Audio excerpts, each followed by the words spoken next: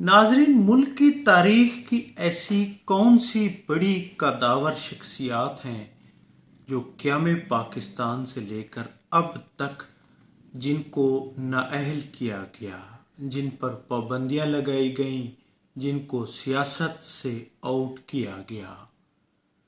ناظرین، اگر ملکی تاریخ میں سب سے پہلا نام دیکھیں تو وہ شیخ مجیب الرحمن تھے، جن کو اس وقت کے صدر ایوب خان نے ایک قانون بنایا تھا جس کا نام تھا ایبڈو، جس کو اس وقت کی اپوزیشن نے اور باقی تمام سیاسی رہنماؤں نے اسے کالا قانون کہا تھا، اور ایوب خان نے اپنے تمام سیاسی مخالفین کو اس قانون کے ذریعے سیاست سے آؤٹ کر دیا تھا یا ان پر پابندی لگا دی تھی۔ اور شیخ مجیب الرحمن کو بھی ایوب خان نے اسی قانون کے تحت نااہل کر دیا تھا کہ آپ سیاست میں حصہ نہیں لے سکتے۔ گو بعد میں وہ بحال بھی کہ ہو گئے تھے۔ اور اسی طرح سے اس لسٹ میں دوسرا نام سابق وزیر اعظم پاکستان حسین شہید سہروردی کا ہے۔ وہ بھی ایوب خان کے اسی کالے قانون ایبڈو ہی کا شکار ہوئے تھے۔ اس پر بھی مستقل سیاست میں حصہ لینے پر پابندی لگا دی گئی تھی، جس کے بعد وہ سیاست سے آؤٹ ہو گئے تھے، ان پر بین کر دیا گیا تھا۔ اسی طرح اس لسٹ میں ایک بڑا نام ایوب کھوڑو کا بھی ہے۔ وہ ایوب کھوڑو سابق وزیر اعلیٰ سندھ رہے ہیں اور ملکی سندھ کی سیاست میں ایک بڑا نام تھا۔ ان کو بھی ایوب دور میں ایبڈو کے کالے قانون کے تحت ان کو بھی کہ سیاست سے آؤٹ کیا گیا۔ ناظرین، یہ ایک لمبی لسٹ ہے جس میں کئی، یہ تو ایک بڑے نام تھے، اس کے علاوہ کئی چھوٹے نام تھے، کئی M P A M N A تھے۔ اس کے علاوہ ناظرین پھر سابق وزیر اعظم یوسف رضا گیلانی، وہ عدالت سے نااہل ہوئے، ان کو عدالت نے سیاست سے نااہل کر دیا تھا، کہ وہ اپنے عہدے سے بھی ان کو، بلکہ وہ وزیر اعظم تھے، ان کو وزارت عظمیٰ کا بھی عہدہ ختم کر دیا تھا، جس کے بعد راجہ پرویز اشرف پیپل پارٹی کے وہ وزیر اعظم بنے تھے۔ تو اس کے بعد ملکی تاریخ کا سب سے بڑا نام، جس کا نام میاں محمد نواز شریف ہے، بلکہ ایک پارٹی کے ہیڈ، جن کو کہ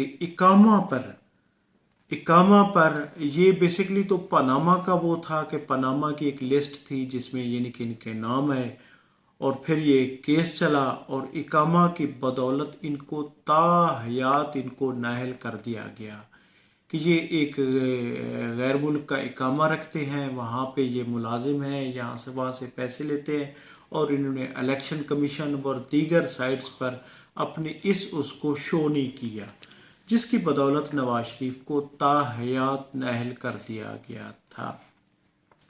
اور پھر جہانگیر خان ترین اب اپنی ایک سیاسی جماعت بھی بنا چکے ہیں، استحکام پاکستان پارٹی، وہ اس کے ہیڈ ہیں، چیئرمین ہیں۔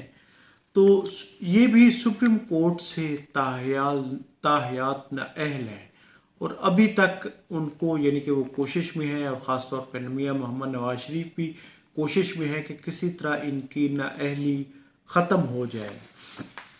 جبکہ اس کے بعد جیسے میاں محمد نواز شریف تاحیات نااہل ہوئے، اسی طرح دوسری ایک پاکستان کی بڑی سیاسی پارٹی تحریک انصاف، اس کے چیئرمین عمران خان کو بھی توشہ خانہ کیس میں، کہ اس نے توشہ خانہ کے تحائف بیچے، اور ان کو پھر الیکشن کمیشن کو اپنے اس میں یہ شو نہیں کیا، تو اس کو عدالت کے ذریعے الیکشن کمیشن نے ان کو 5 سالوں کے لیے نااہل قرار دے دیا ہے۔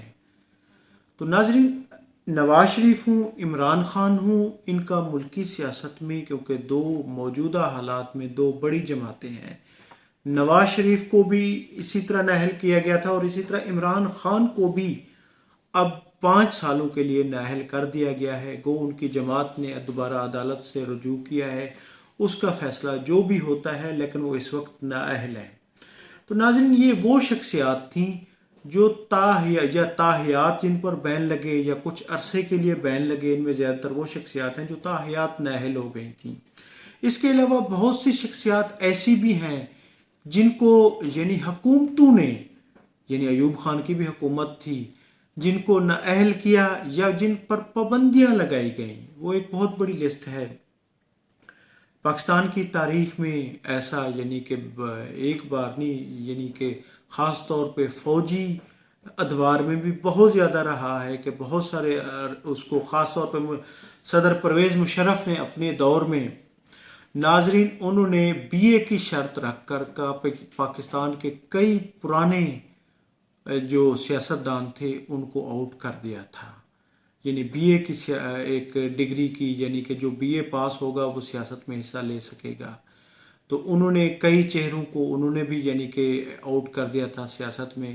اسی طرح ایوب خان، اسی طرح ضیاء الحق نے بھی اپنی مرضی کے قوانین نافذ کر کے کئی سیاستدانوں کو انہوں نے، جس طرح جنیجو کو برطرف کیا تھا اور اس کی کابینہ کو بھی۔ ناظرین، یہ اسی طرح کے ہماری سیاسی تاریخ اس حوالوں سے بھری پڑی ہے۔ میں ہوں عبدالرؤف روفی اور آپ دیکھ رہے تھے تاریخ نامہ۔ چینل کو سبسکرائب کریں، ویڈیو کو لائک کریں۔ بہت شکریہ، تھینک یو، اللہ حافظ۔